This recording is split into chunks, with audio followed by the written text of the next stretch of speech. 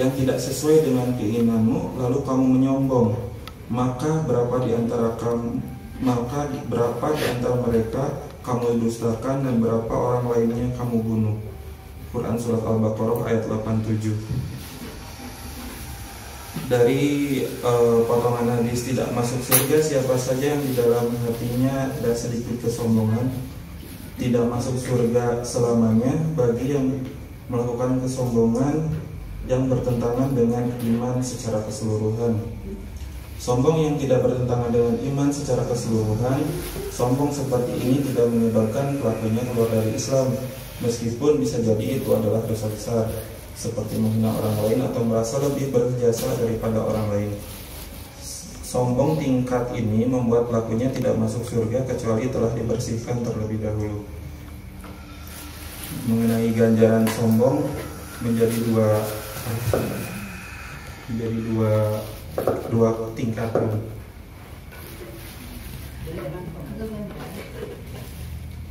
Oh iya, nama balasan. Kira udah wasan jadi lebih tidak. Ada nasi kurung gitu. Kemudian mengutip hadis di atas juga, kesombongan itu adalah menolak kebenaran dan melecehkan orang lain. Bentuk kesombongan ada dua macam, yaitu sombong terhadap al-haq dengan menolak kebenaran dan sombong terhadap makhluk dengan melecehkan atau merendahkan orang lain. Menolak kebenaran adalah dengan menolak dan berpaling darinya serta tidak mau menerimanya. Sedangkan meremehkan manusia yakni terbagi dua sisi, merendahkan dan meremehkan orang lain atau memandang orang lain tidak ada apa-apanya, atau sebaliknya melihat dirinya lebih tinggi dibanding orang lain, ngerendahkan atau ngagulkan gitu. Sikap melecehkan orang lain bisa dirasakan oleh orang lain maupun tersembunyi tidak dirasakan. Sikap yang dirasakan oleh orang lain bisa tercermin dalam bentuk verbal dan non-verbal seperti dijelaskan dalam ilmu komunikasi makir. Kesombongan verbal terekspresikan merendahkan orang lain atau meninggikan diri sendiri dengan diucapkan atau keluar dari mulutnya. Kita yang sombongnya mudah menyadari karena ekspresi merendahkan tersebut berbentuk ucapan. Tak ayeuna saat ini bentuk verbal tersebut juga berbentuk tulisan karena dampaknya hampir mirip ketika kita menyampaikannya dalam sosial media misalkan gitu.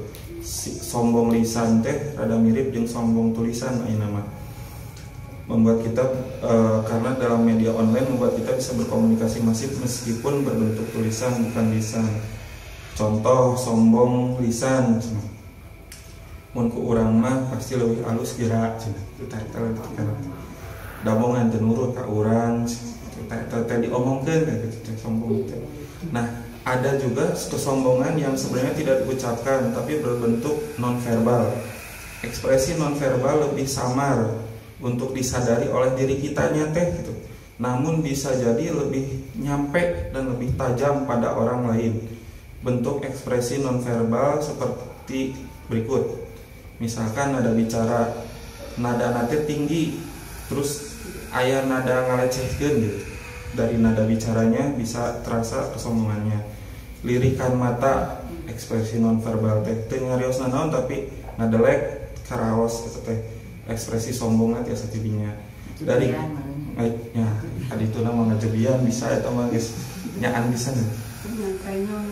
Gerak tubuh, misalkan kita merendahkan orang lain dengan tidak mau menatapnya, memunggunginya, jadi mun aya tamu urang teh ngerasa ngarendahkeun teh dengan teu diliuk-liuk acan ngobrol teh gitu.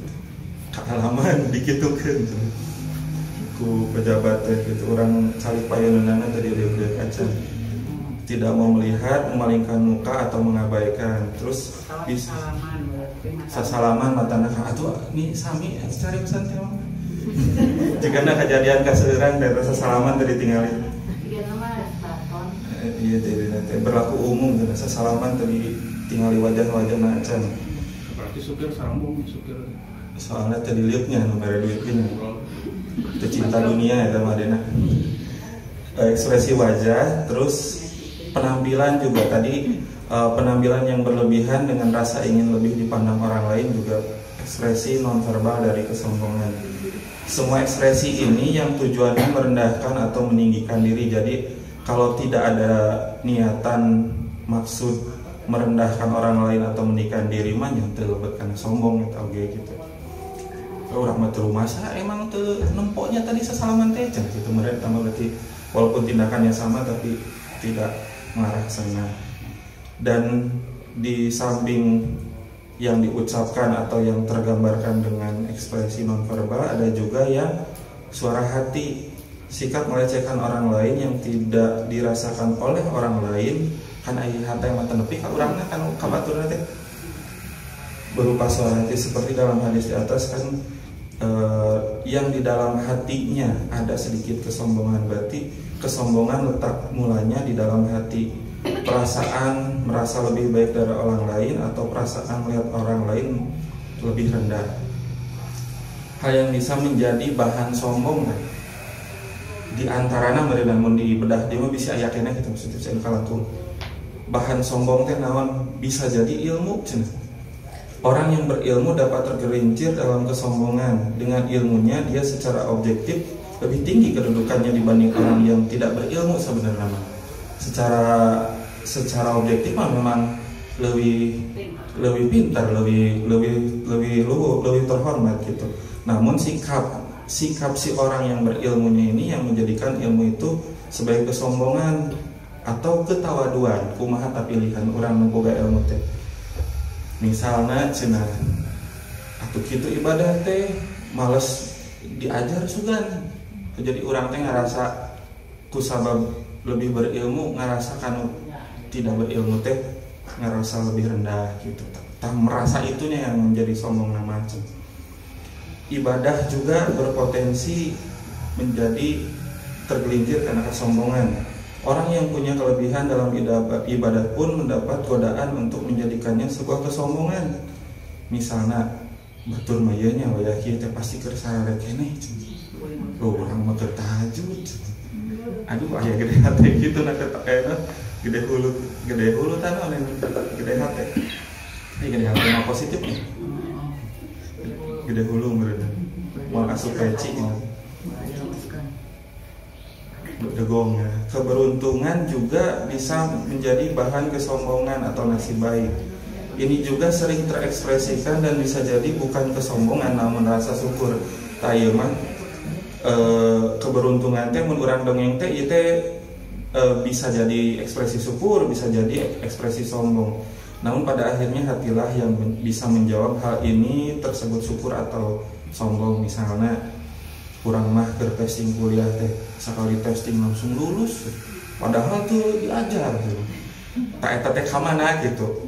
Apakah nya syukur gitu kajian teu diajar oge urang teh lulus atau nya bangga we gitu teu diajar urang mah tapi lulus gitu. Sakilang diajar gitu. Nah, yang kahade gitu boga nasib punya nasib baik pun bisa tergelincir karena ekspresi kesombongan. Terus kesehatan, anugerah sehat sekalipun bisa jadi membuat kita tergelincir dalam kesombongan, merasa kondisi saat ini adalah hasil upayanya bukan karena Allah yang mengizinkan kita sehat. Urang mah makan jeroan ge teu naon teu asam urat, bohna naon ieu teu eueuh we pantrang-pantrang teh gitu misalkan. Oh, dimimitian kok tapi enggak orang berkat masih salah dia ada harga tamaha ta kamana. Mugi-mugi kajaga hatena ku dimimitian kitu teh gitu namanya. Jadi ulah-ulah bisa pas campurnya. Pokoknya mah ari tos sadar aya di situ soledad mah urang hati-hati gitu.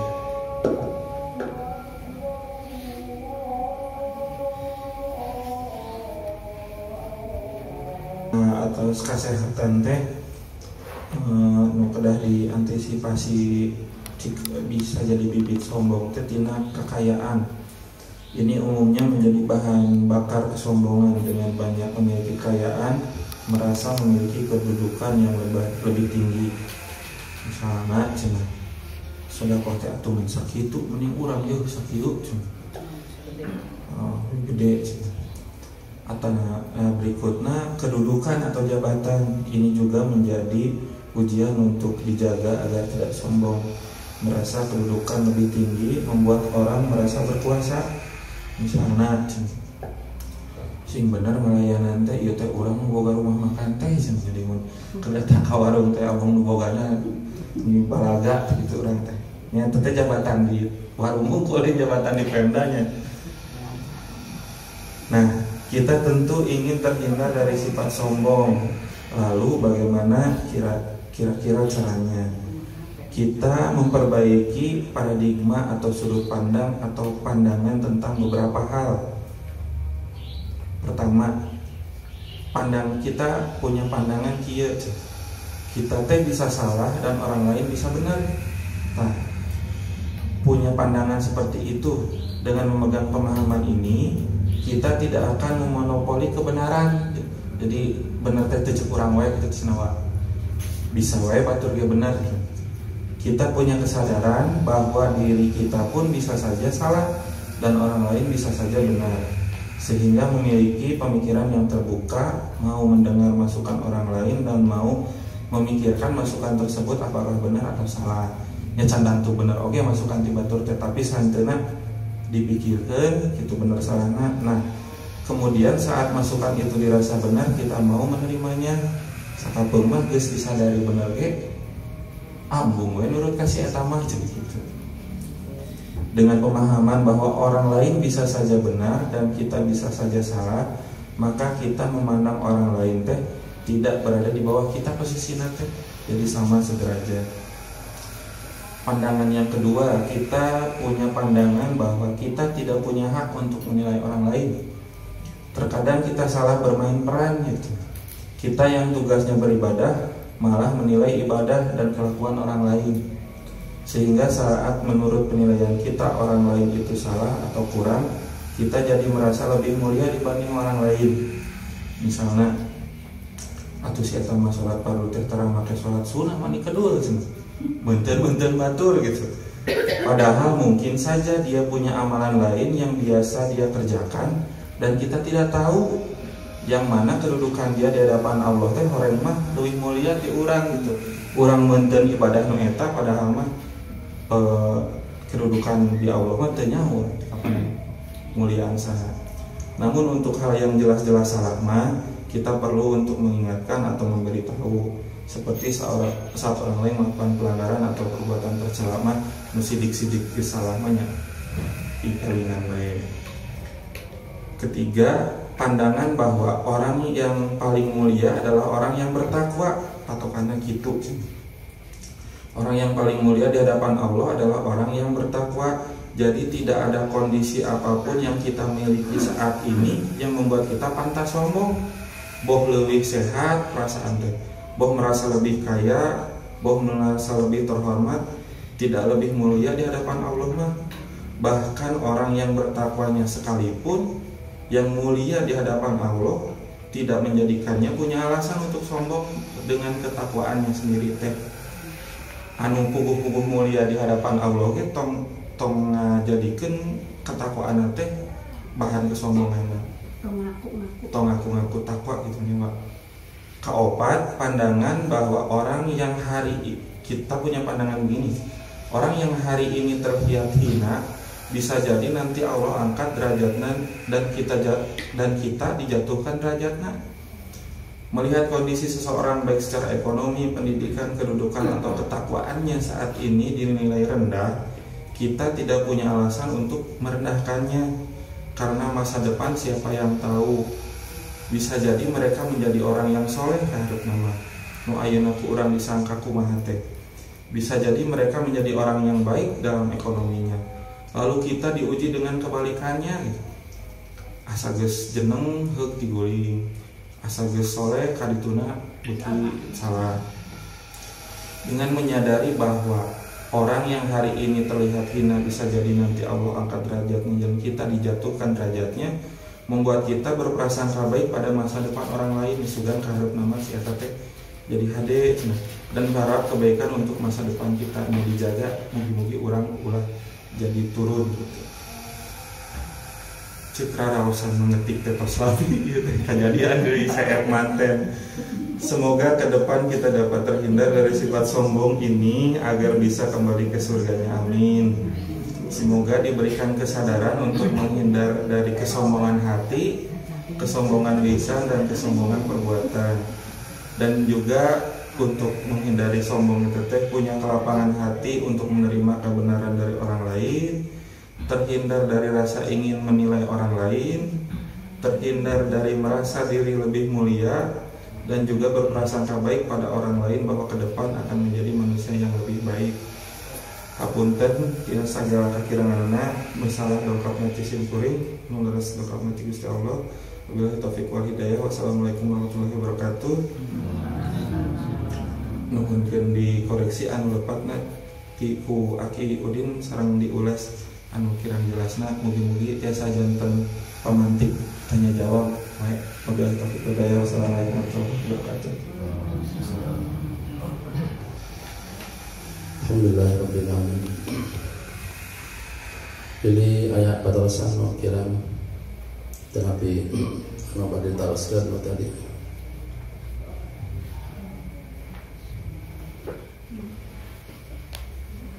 Ya abi biasa udah. Biasa. Tadi menuju ngarian tetap pada ieu-na di penggalan hadis nu tadi teh di tengah teh aya anu ngangge acuk sarang sendal sae lalu lagi teh karena sangat sombong. Nah, apakah sahabat menilai itu teh seperti sikap sombong, tapi ku Nabi teh diluruskan bahwa itu mah bukan sombong, eta teh bahwa nu sombong teh cantang tunu katingal sombong bahwa berarti sombong gitu.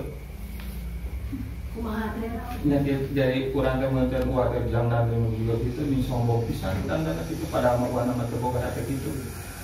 Kurang salah sih udah tuh.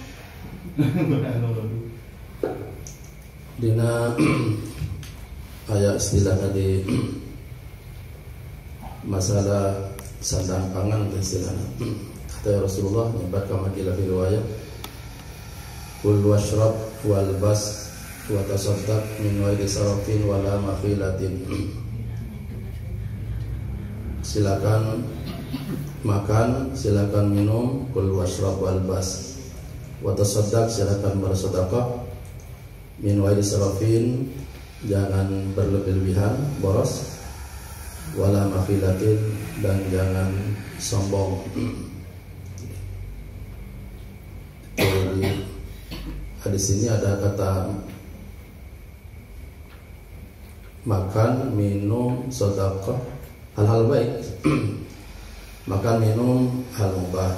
Sedekah mungkin bisa wajib, bisa sunnah. Tapi tetap Nabi rem ya. Min ghairi sarafin, jangan berlebihan, wala makhilatin, jangan sombong. Seperti yang ditanyakan tadi, misalnya pakai sandal bagus gitu. Kembali ke definisinya sombong dalam hadis Nabi, batarul haqqi, menolak yang benar, wa ghamtun nas, dan menghina manusia. Jadi kalau tadi contoh pakai sandal yang bagus, ya kalau hanya tidak menghina orang tidak apa-apa. Tidak menghina orang tidak apa-apa, silakan. Malahan di hadis ada Allah senang melihat hambanya yang bersyukur ya pada. Jadi Allah Subhanahu wa taala senang karena kesenangan hambanya mensyukuri titipan nikmat Allah itu. Jadi kalau titipin nikmat kemudian senang, gitu. Sekedar senang silakan aja. Apalagi kalau senangnya senang nanti di Quran di surat Al-Kahfi, senangnya itu dibawa ke ibadah ya. Jadi gembiranya dibawa ke ibadah gitu. Jadi ibadah bisa lebih bagus, bisa lebih indah, dan kesenangan titipan Allah. Misalnya baru punya mau kena baru misalnya gitu.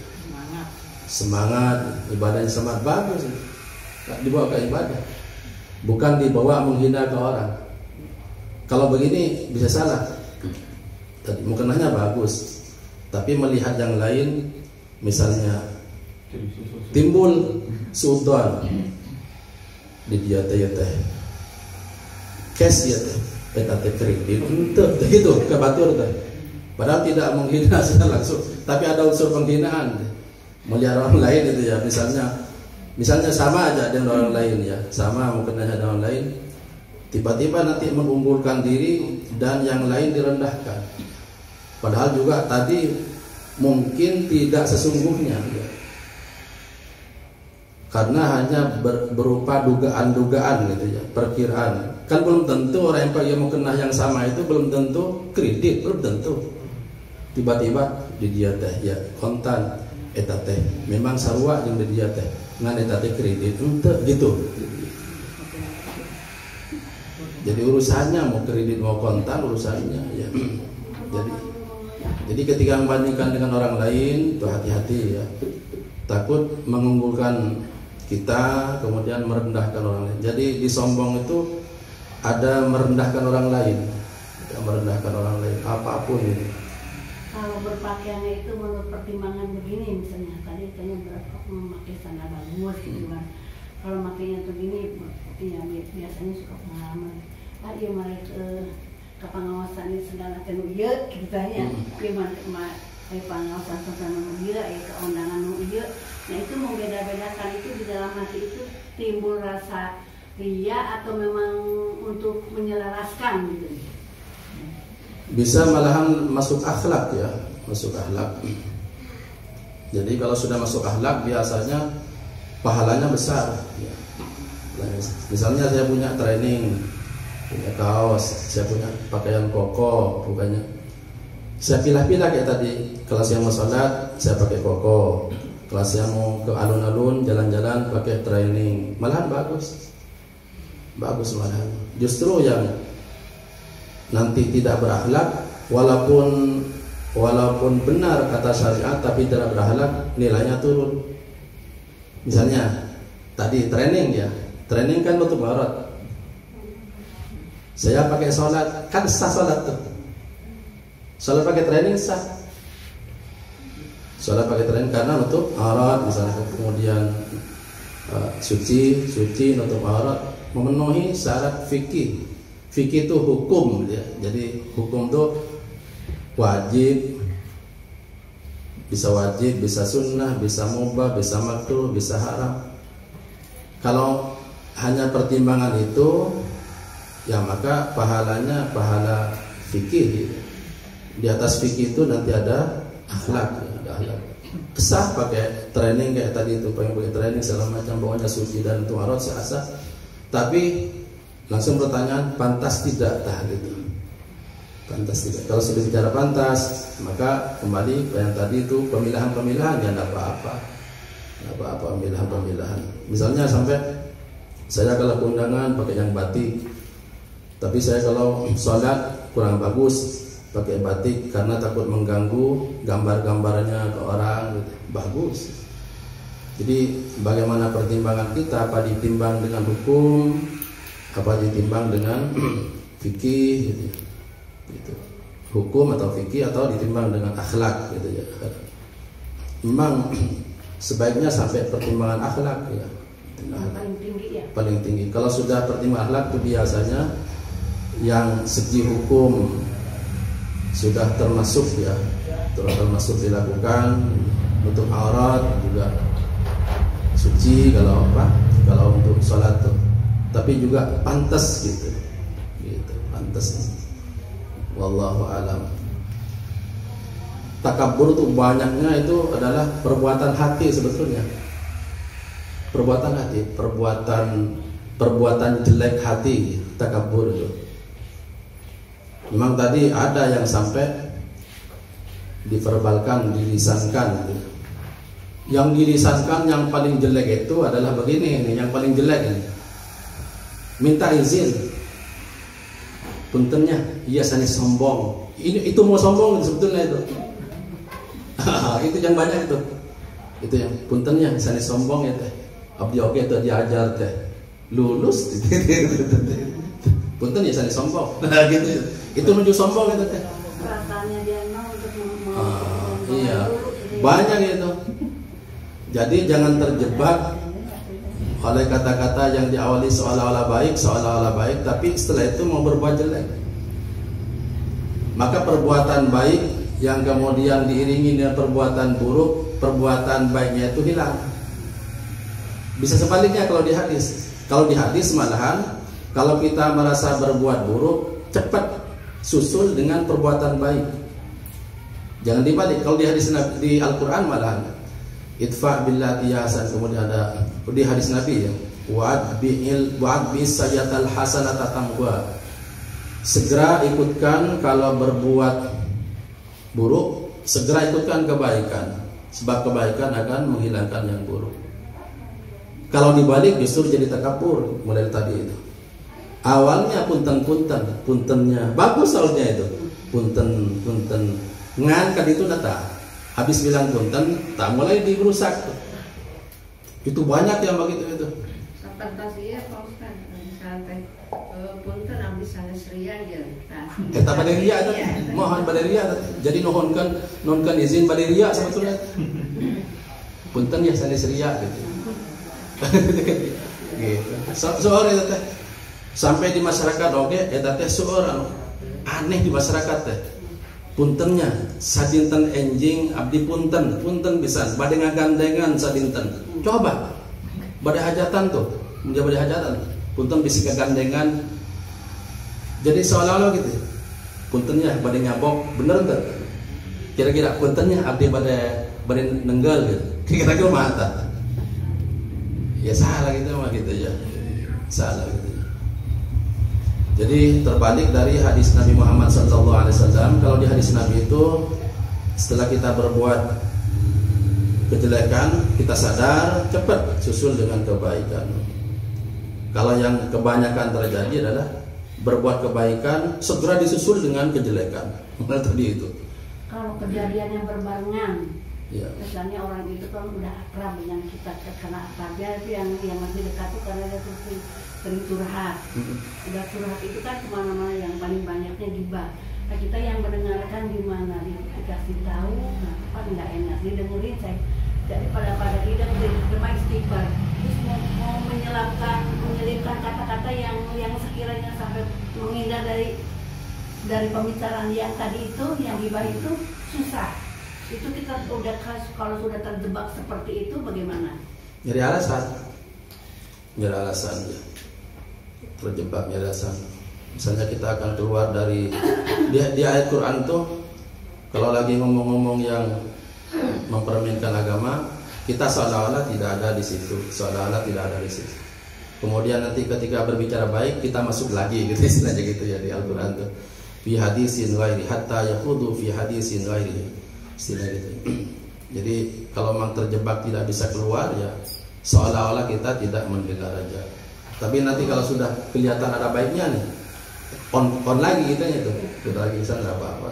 Jadi kalau udah kelihatan baik kita seperti ikut aktif lagi. Iya, gitu. Tapi memang masalah takabur ini banyak masalah hati sih, masalah hati. Makanya nanti untuk ngetes kita ya, dengan orang lain kita nilai sombong, kitanya sombong atau tidak. Tes nanti ke hal-hal yang secara umum kurang layak gitu ya. Secara umum kurang layak, tapi tidak apa-apa sebetulnya. Misalnya sewaktu-waktu kita misalnya biasa belanja di Jogja, sering bawa kresek yang ada cap Jogja. Sewaktu-waktu coba kita bawa kresek hitam gitu ya. Itu kata hati apa itu? Tadi. Kalau kata hati sebenarnya mantap, semua iya mah gitu.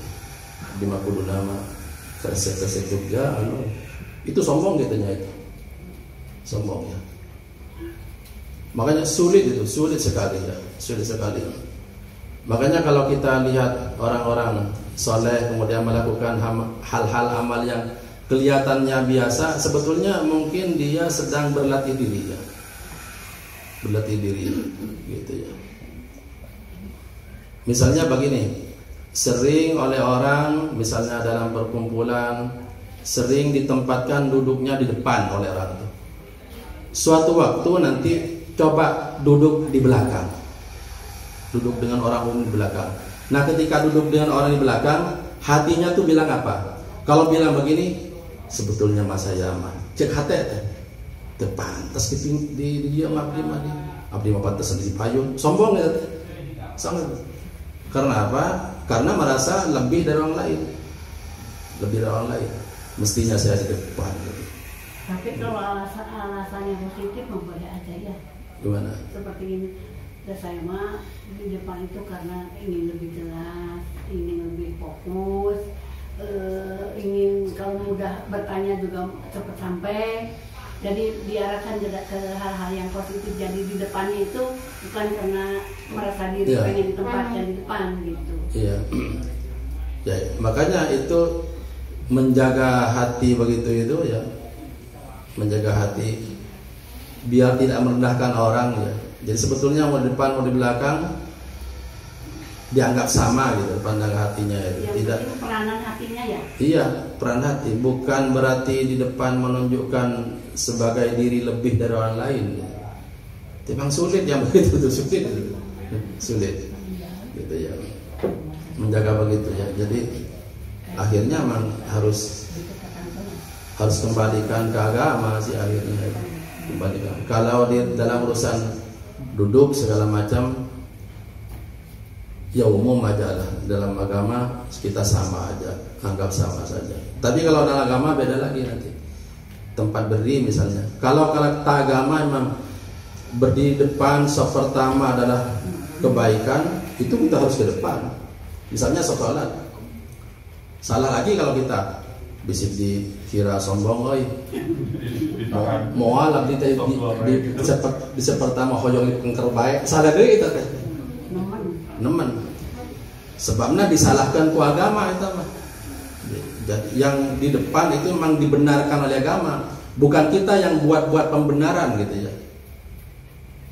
Kalau duduk begini kan, ini kan kita yang ngatur ini, kita yang ngatur semua ini. Tapi kalau dalam sholat kan memang yang paling baik adalah shaf yang pertama. Itu memang ada hadisnya, Nabi yang bilangnya itu. Maka kita ya lari ke hadis Nabi, bukan lari. Jadi waktu kita di barisan pertama itu bukan kebenaran menurut kita. Memang nabinya menyebut saf pertama itu yang terbaik. Jadi bukan berasal dari kita itu. Jadi ada yang panutannya. Iya, maka tetap yang nabi harus dikejar. Itu bukan kita yang buat anggapan ya. Karena saf pertama berarti menganggap paling benar, bukan memang nabinya bilang begitu kok. Gitu ya. Makanya walaupun nanti di saf pertama biar tidak terjadi tidak jatuh pada kesombongan, kitanya harus tahu ilmu. Nabinya memang bilang begitu kok gitu. Jangan bilang, wah saya masuk pertama ini waktu sholat ini karena anu, bukan, emang karena nabinya bilang begitu. Nilainya juga salah ya. Bisa salah kalau naudzubillah. Jadi akhirnya masalah sombong tidak sombong adalah bagaimana kita menjaga hati. Dan hati ini tidak akan sombong walaupun kita ada di posisi yang terbaik, selama yang terbaik itu memang ada dasarnya gitu ya, ada dasarnya terbaik.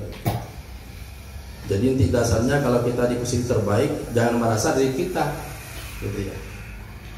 Kenapa ngaji Al-Quran emang ngaji Al-Quran dibilang ibadah yang terbaik oleh ilmu oleh anu. Jadi bukan berasal dari kitanya.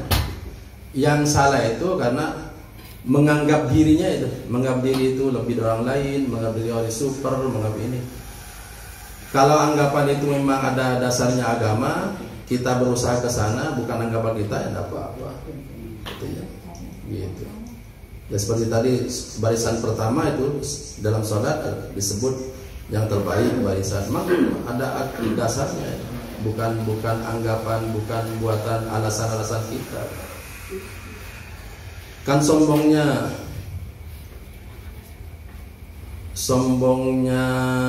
Qarun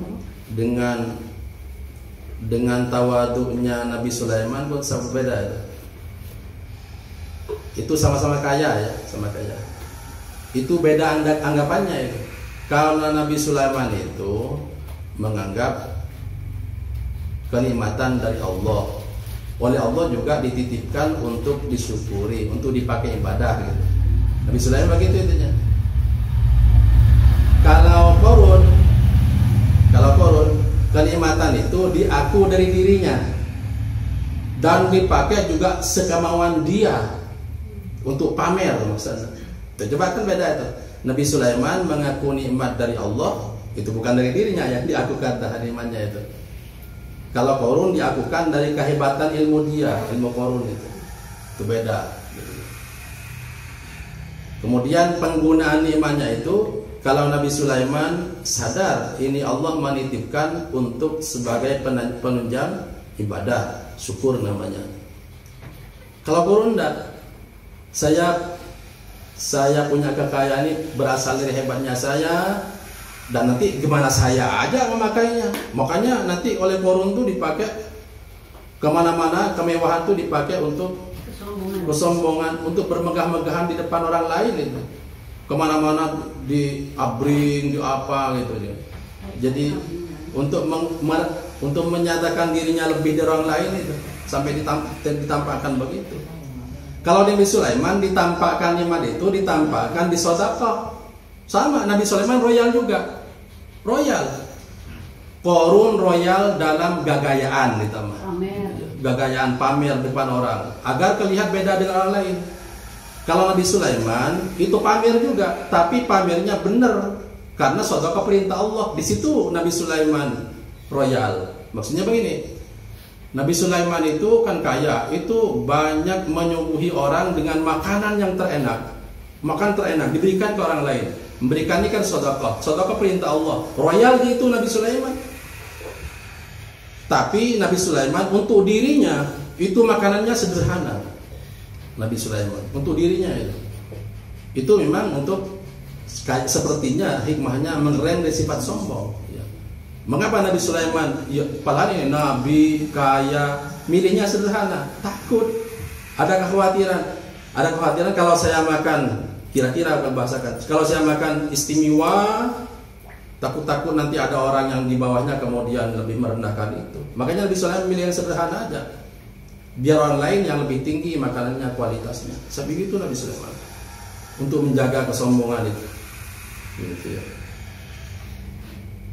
Kan pasti beda itu kalau, apalagi kalau jabatan kemudian diikuti dengan mewahnya fasilitas, wah nanti bisa-bisa yang di bawahnya itu dihina. Alhamdulillah. Tapi bisa tidak terhina kalau tetap menganggap memang saya posisinya begini, gitu ya. Orang lain juga sama sebetulnya walaupun hanya mereknya beda. Misalnya orang yang Pajero dengan Avanza mobilnya, itu kira-kira gimana itu? Tinggal jaga hatinya aja. Kalau oleh Allah memang dikasih Pajero, memang gitu ya. Hatinya tidak merendahkan orang lain yang punya merek di bawahnya, tidak apa-apa. Yang apa-apa itu kalau oleh Allah tidak menikmat, kemudian orang yang di bawah itu kemudian. Jadi akhirnya masalah kesombongan, tawadu itu masalah menjaga hati, menjaga niat. Itu ya. Wallahu alam. Makanya paling sulit ya ibadah hati. Iya. Makanya dulu ada kiai sepuh itu. Kalau diundang pengajian, itu tidak minta tuntutan apa-apa untuk diantarkan. Malah kalau ditanya itu, Pak Kiai mau ke pengajian, mau ikut apa? Kenapa? Apa saya juga pakai sepeda, nggak apa-apa, yang ada aja. Jadi tidak karena sepuhnya itu kelas saya mah harusnya kelas BMW, nggak gitu. Tidak nuntut yang seolah-olah dengan ngajinya yang sudah lama kemudian menghargakan diri mantes-mantes ya. Enggak. Si kiai itu bilang ini, pokoknya saya jam berapa pengajiannya? Jam 7 misalnya. Saya jam 7 ada di tempat. gitu ya. Itu silakan mau menjadikan kendaraan tidak apa-apa, tidak menjadikan kendaraan juga apa-apa. Akhirnya si Kiai ini sering naik sepeda sampai 40 kilo. Ki Arwani namanya di Kudus itu.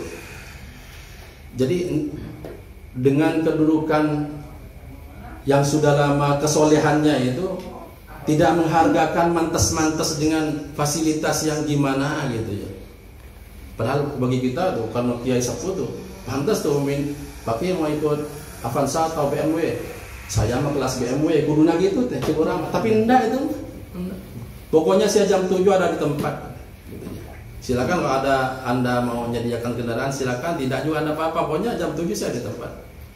Gitu. Seperti perjanjian tadi. Akhirnya banyak naik itu naik sepeda beliau itu. Gitu. Beliau itu. Padahal melihat itunya itu, cocok sekali. Kata kitanya yang di luar dia itu cocok sekali punya fasilitas anu. Wallahu a'lam. Tapi Imam Syafi'i kita tutup. Imam Syafi'i itu kalau ke pengajian itu pakaiannya bagus. Pakai jas bahasa kita, pakai jas bagus pokoknya. Kendaraannya juga kudanya, waktu itu kuda kendaraannya bagus itu. Ketika ditanya, nah ini masalahnya ketika pakai anu, ya saya menghormati ilmu. Jadi kayak Nabi Sulaiman tuh. Nabi Sulaiman royal di sedekah untuk orang lain. Imam Syafi'i ingin menghormati ilmu gitu. Menghormati ilmu. Jadi kemana niatnya itu? Niat ininya gitu. Jadi bukan karena jawabannya tidak begini. Imam Syafi'i kenapa kudanya bagus? Ya saya kan senior udah lama sih. Bukan begitu itu. Enggak. Bukan diukur dengan kesolehannya yang sudah lama dilakukan, enggak. Tapi tetap diniatkan untuk kemuliaan ya, seperti menghormati ilmu gitu ini. Makanya menjaga hati itu gitu ya, luar biasa. Maka sekali lagi kalau kita ingin belajar ngetes ya, menguji kita termasuk sombong atau tidak, lakukan suatu ketika dengan kelakuan memakai fasilitas yang kurang umum gitu ya, kurang pantas maksudnya. Kayak tadi itu sekali-kali bawa kresek, karena kita misalnya bawa kresek sering bercap Jogja, sekali-kali bawa kresek yang hitam, itu hati ngomong gimana gitu, coba aja gitu ya. Sama kadang-kadang, jadi gimana ya diomongkan gitu kadang-kadang. Jadi intinya begini, kalau kita melihat orang yang misalnya belajar soleh misalnya gitu ya, misalnya bersikap sederhana, itu sebetulnya ada yang ingin dikejar dia. Ingin kejar apa? Menghindar kesombongan itu. Gitu, menghindar kesombongan itu. Kayak tadi Ki Arwani itu sering pakai sepeda karena takut dia kalau pakai misalnya mobil bermerek misalnya, takut dicocok-cocokkan dengan, diakur-akurkan dengan kesolehan yang beliau selama ini lakukan gitu. Adapun kalau orang misalnya memberi kita fasilitas, ya orang yang memberi ya tidak apa-apa, orang yang memberi gitu. Pak Kiai, silakan mau haji pakai, saya biayai pakai biaya Weda Plus, diberi orang itu mah tidak apa-apa. Tapi kalau dari sendirinya kemudian itu, tapi bisa sombong kalau nanti hatinya tidak terjaga. Jadi tetap kita dapat kenikmatan, keenakan, itu hati-hati. Hati kita jangan sampai nanti menganggap bahwa nikmat yang kita sedang terima enak ini berbanding lurus dengan karena kesolehan kita gitu, enggak gitu ya, enggak. Atau kemudian nanti orang lain kita hina gitu. Naudzubillah min dzalik, naudzubillah. Makanya ditutup. Ada ulama mungkin sering kita mendengar nih, ulama Hatim Al-Asom namanya. Hatim Al-Asom itu ulama besar gitu ya. Suatu ketika mungkin capek, jadi tidak salat tahajud. Jadi kecapean, jelas kan itunya bukan sengaja tuh. Kecapean jadi tidak Salat tahajud. Kan yang tidak ada dosanya itu kan tidur, ya ada ya. Tidur dengan lupa itu, tidak ada dosanya itu. Ini Hatim Al-Asam ini kecapean rupanya, jadi ketiduran tidak salat tahajud. Istrinya salat tahajud. Istrinya salat tahajud. Besoknya istrinya kepo. Istrinya itu. Loh, katanya kita ini keluarga kiai, masa ada kiai tidak tahajud? Kata istrinya yang tahajud tuh. Istrinya tahajud tadi malamnya, tapi si kiainya enggak ini. Karena kecapean, alasannya kecapean. Itu istrinya yang salat tahajud paginya ngomong begitu. Kok ada kiai tidak tahajud? Itu sombong. Akhirnya dibalik.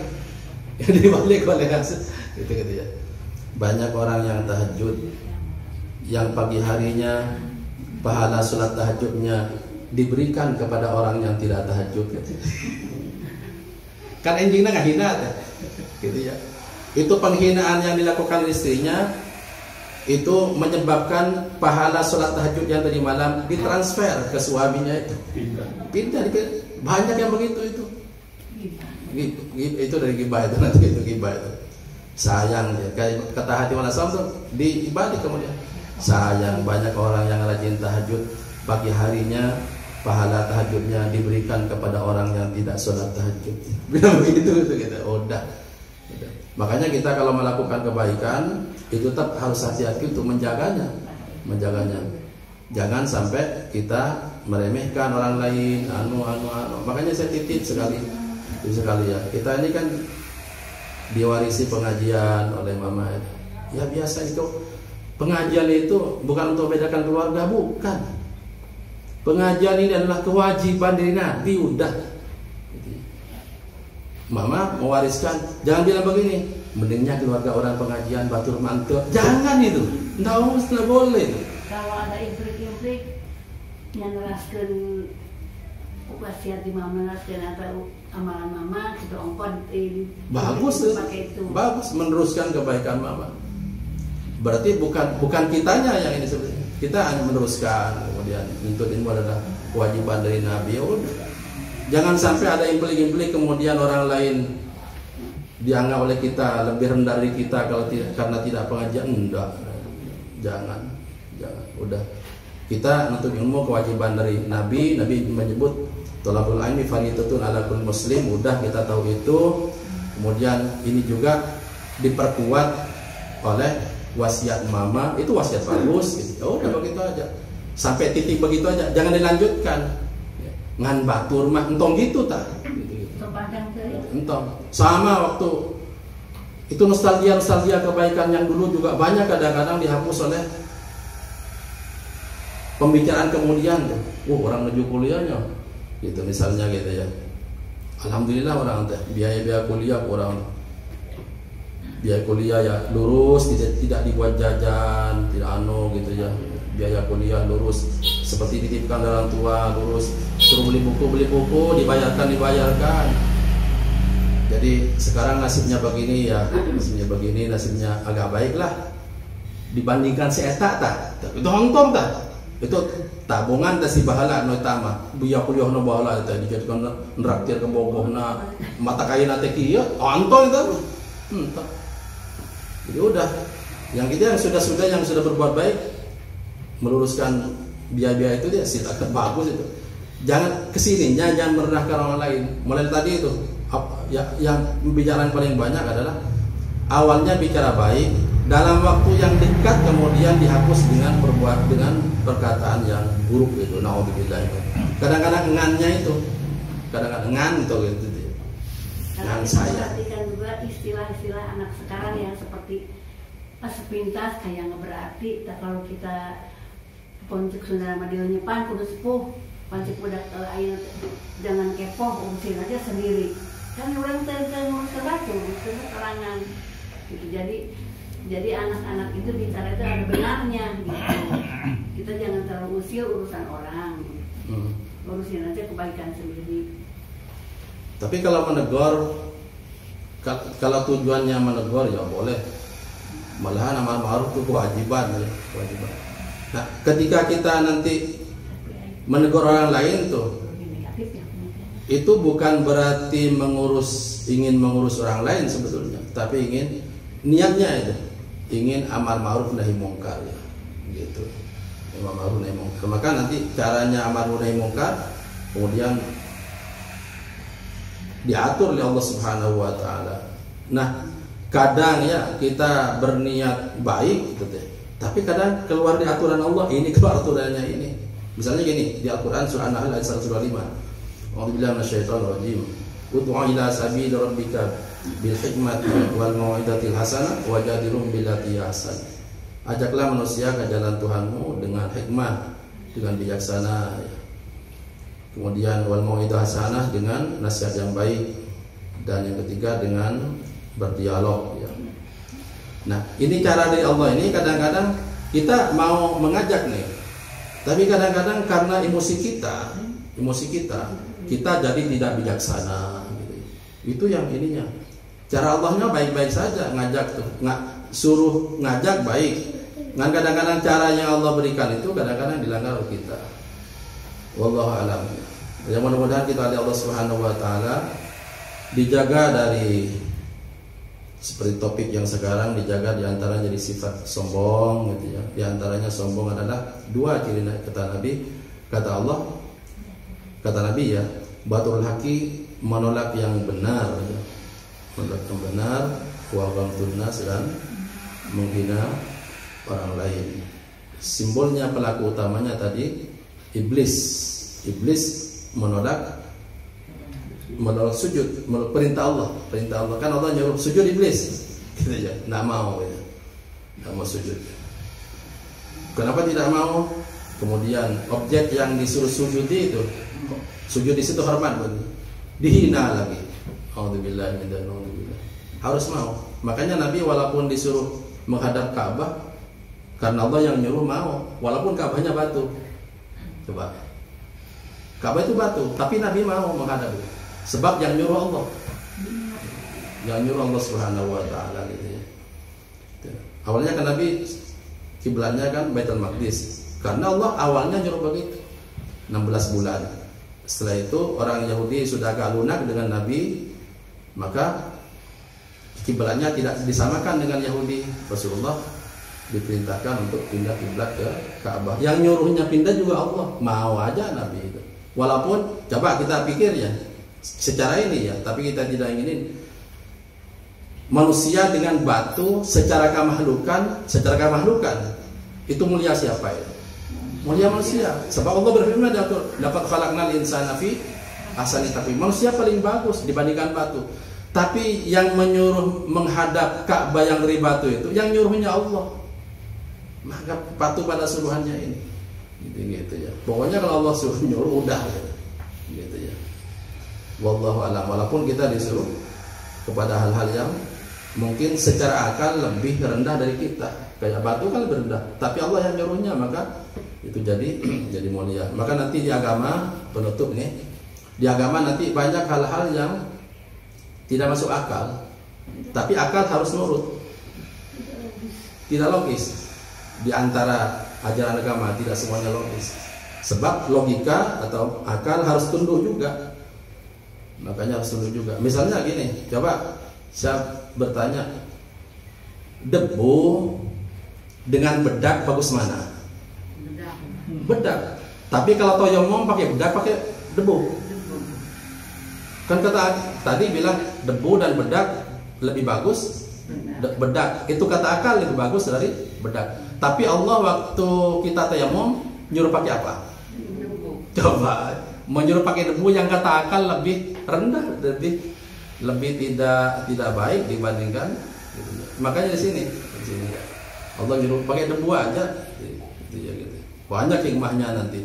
Di situ yang ditekankannya. Di situ tunduknya. Tunduk itu bahasa Arabnya Islam. Taslim itu di situ. Taslim itu tunduk artinya. Apapun yang Allah perintahkan harus mau. Banyak sekali di agama nanti begitu, harus mau taslim itu. Orangnya disebut muslim. Mudah-mudahan kita Allah Subhanahu wa taala diberikan ketundukan pada Allah Subhanahu wa taala. Sampai ketundukan ini di Quran mudah-mudahan bisa bertahan sampai kita mati. Istilahnya wala tamutunna illa wa antum muslimun. Jangan mati kecuali dalam keadaan muslim. Maksudnya mudah-mudahan kita mati tetap dalam keadaan tunduk pada Allah Subhanahu wa taala.